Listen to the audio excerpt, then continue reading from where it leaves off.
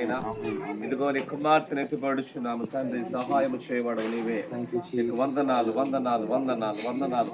పరిశుద్ధుడు అయిన తండ్రి, జీవాధిపతి అయిన ప్రభువా, నీ శ్రేష్టమైన ఉన్నతమైన నామాన్ని బట్టి వందనాలు చెల్లిస్తున్నాము. గొప్ప దేవా నాయనా, ఇదిగో తన శ్యామును లతను ప్రేమించి ఇచ్చిన చక్కని ఇద్దరు కుమార్తెను బట్టి వందనాలు. ఇదిగో చిన్న కుమార్తెను ఎత్తిపడుచున్నాము తండ్రి, తన బాల్యము నుండి యవ్వనములు అడుగుపెట్టిండగా కనికరము కలిగిన నా దేవా, నీ గొప్ప కార్యములు ఈ బిడ్డ పట్ల అనుగ్రహించబడును గాక. నీ కుమార్తె చుట్టూ నీ అద్భుతమైన కంచెను వేయండి నాయన. నీ కాపుదల అనుగ్రహించండి, నీ భద్రతను కలుగు చేయండి. జ్ఞానమునకు ఆధారమై ఉన్న దేవా, నీ పరలోక సంబంధమైన జ్ఞానాభిషేకము ఈ బిడ్డకు రిలీజ్ అవును గాక. మనుషుల దయందును నీ దయందును వర్ధిల్లును గాక. సంఘములో సమాజములో వర్ధిల్లును గాక. జ్ఞానమందును వయస్సుయందును వర్ధిల్లును గాక.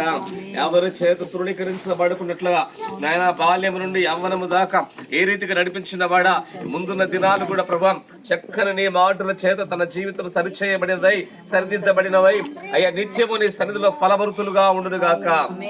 నాయన నీకు మంచి కంచెను వేయండి నాయన. నాయన లోక సంబంధమైన కనుదృష్టి బంధించండి నాయన. అయ్యా నీ అద్భుతమైన కాపుదల వేచేయండి. దైవజనుల పెట్టుకుని చక్కని మాటల చేత వచ్చిన బిడ్డలను మాట్లాడినందుకు వందనాలు. విలువైన మాటలు స్థిరపరచబడినవై మరి హృదయాలు తెప్పరులు చేయనట్లుగా సహాయం కలగ చేయండి.